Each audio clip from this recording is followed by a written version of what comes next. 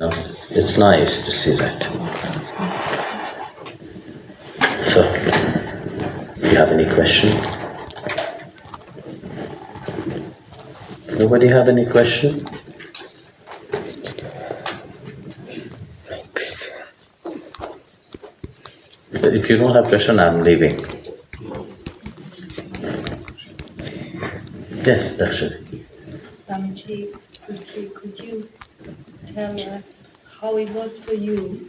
Many would like to know how you experienced it. Look, death is something which is normal. Actually, I knew about it already. Most of you know, in September when I went to Mauritius after America, I went for 4 days in Mauritius. Do you remember? So I went to say goodbye to her. Because I knew she will not last for, I think, at the end of this year. She will already gone. And how it was for me, you know, it's funny. For sure, you all have I always talk about death in a very mystical way. And yeah. Of course, you see, you feel sad for that person which had been there always. But when you are there in front of the body, you realize that there's nothing in that. It's just a body. You know? And the beautiful thing was that if you ask anybody who was there was not a single moment that we felt that it was a funeral. Funny to say that, there was just joy and happiness. The first day after the funeral, if you would have been our neighbor, you would wonder, we have gone a bit crazy. Because it was like fun. You know, this is how my mom lived, you know. My mom, you have seen her when she's here, she will never be in front. Another person would love to be, that's my son, let me be in front, you know. No, my mom and my dad, both of them, they are not that kind of people. They will stay in the corner quietly. Even for food, they will queue like everybody else. For darshan, they will come like everybody else. That's the beauty of them. And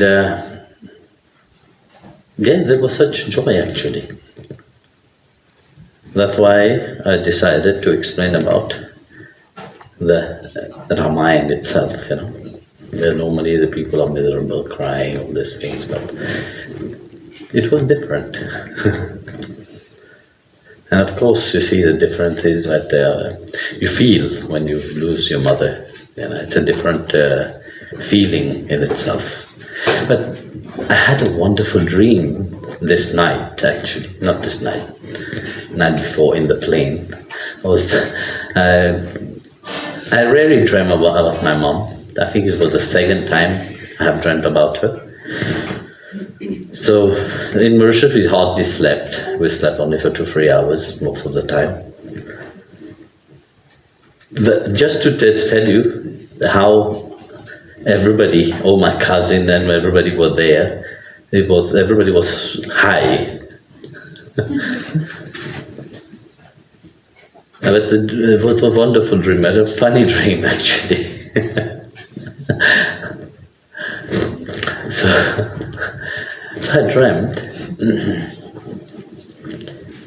You see, when somebody died, in the Hindu tradition, we put it there. We put kusha grass and everything. You have seen the picture how she was.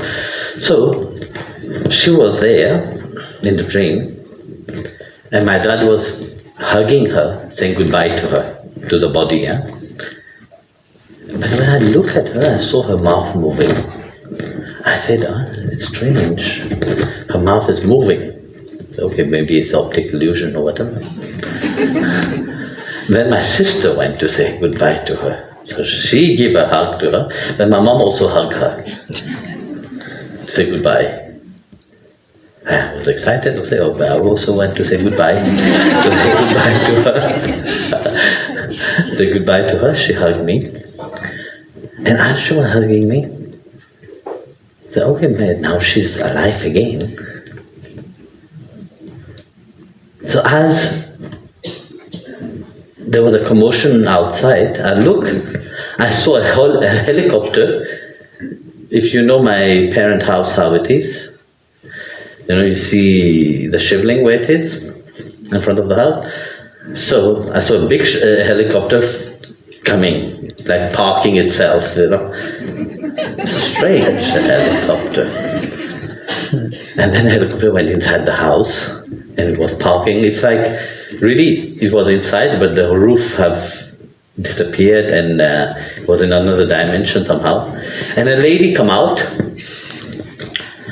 very joyful, rushed quickly to her, to my mom, and my mom was also very happy to see her. Okay. They hug each another and they went. Didn't see her. The whole things changed. No, so as they were meeting, it was okay, but maybe but the helicopter was a bit confusing for me. I said, okay, I'll go take a shower. So I went to my room, to the other house actually, and I was about to take a shower. Somebody called. So quickly I put the shorts on and I can rush out. What is happening? Somebody special have come. Okay, went outside, and there was a man in white, completely. And the funny thing is that man was dressed very elegant, and it was like he pulled to him. So I went and hugged him. He also hugged.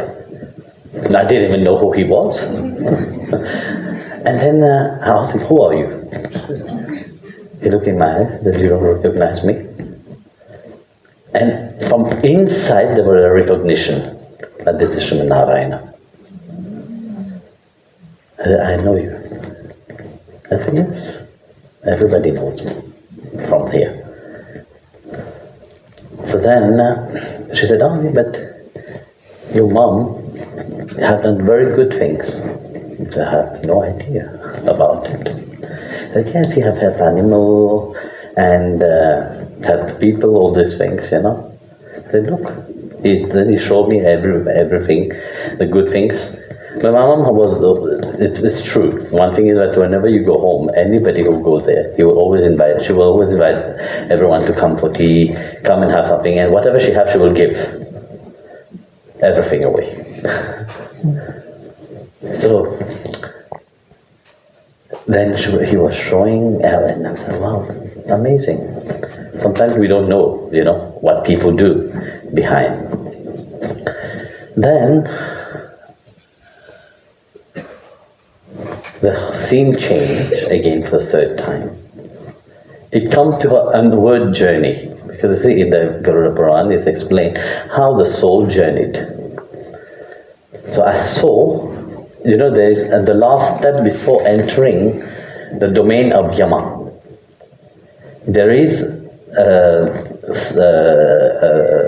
river, not a river, like a sea, one have to cross over. And the sea, it is said that it is with blood, with pus, with all the dirty things that you can imagine, with rotten meat and everything inside. And in that pond there is also crocodile. So, for your soul to cross over, you have to have enough punya to cross over that river in the bark. Otherwise, what you have to do, you have to swim into that. And into that, the crocodile will come and eat you completely. But the Yamadutas will give you again another body. Again, you will pay to go through that. 100 times you will go through that until you cross over that ocean. Either you cross through, if you have enough goodwill, you cross through in the boat itself, Or you cross by, they will be in the boat, you will be swimming by the side. That they will give you a spiritual body, so through that you will carry on all the negative things that you do. You will have to, but before reaching that, you will already be in pain by many things, And all this happened on the 11 days when you do the prayer. So what I saw my mom. Right? There was Gaumata, and she was holding the tail of Gaumata doing surfing on that lake. And here Gaumata was going and she was surfing on it. It was hilarious after she went there. And I remember I arrived the other side and I looked for her everywhere in the domain of Yama, and I saw Yamraj. And I asked Yamraj, where is my mom? And she said, she's not in my domain, she's there. And there I didn't see. So I woke up and I rushed quickly to Anshul, to Sairam, because he was also in the plane. And I told him, I just dreamt of my mom, and it was fun. But this is also a journey which everybody, depend on how you have lived your life, you will have to go through. If you have sinned throughout your life, your sin will catch up with you at that time. And you will be punished for that. And then you will go to Yamraj. Yamraj will decide whether you will go to hell for a short holiday or long holiday, as you have work, you have to pay. Or you will come back, or you will go to heaven. And this is in the domain of Yamraj. And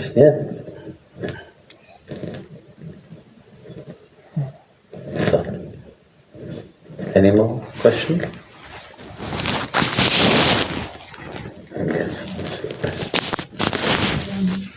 What is the relationship between different avatars when they are incarnated? I want to know the relationship. What is the concrete relationship on Earth between two avatars when they are incarnated at the same time on Earth?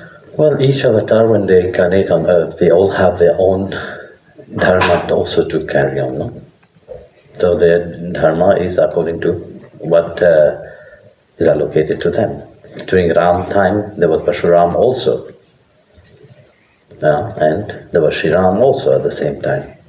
So Parshuram had his duty to do, and Ram had his duty to do. So they don't mingle in their dharma and their process. So.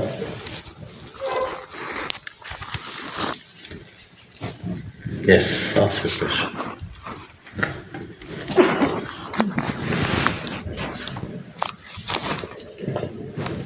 Jai Gurudev Guruji. I was wondering, how do you overcome the fear of being yourself? The fear of being yourself? Yeah. That's a good question, actually.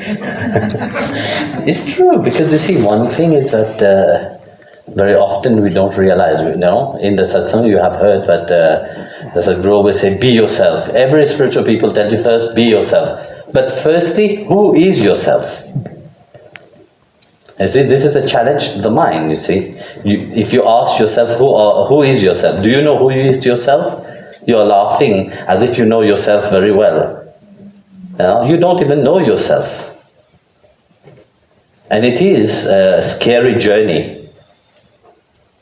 And he's right, but his question is wonderful what he's asking, how to overcome the fear of being oneself. Because when you are yourself, Devi Saraswati is blessing you all. When you're yourself, everybody else will be against you. You have to be strong, firstly, to be able to stand. But however you are, you should not bother about anyone else. Because you see, by your life, like I had said during the satsang for Ramayana, I was saying, 90% of your life is governed by the ideas of somebody else, not yourself. And to be yourself truly in this world is very dangerous. Very scary. That's why majority of the people, they are not living themselves. So the Sadhguru have to remind you continuously to be who you are.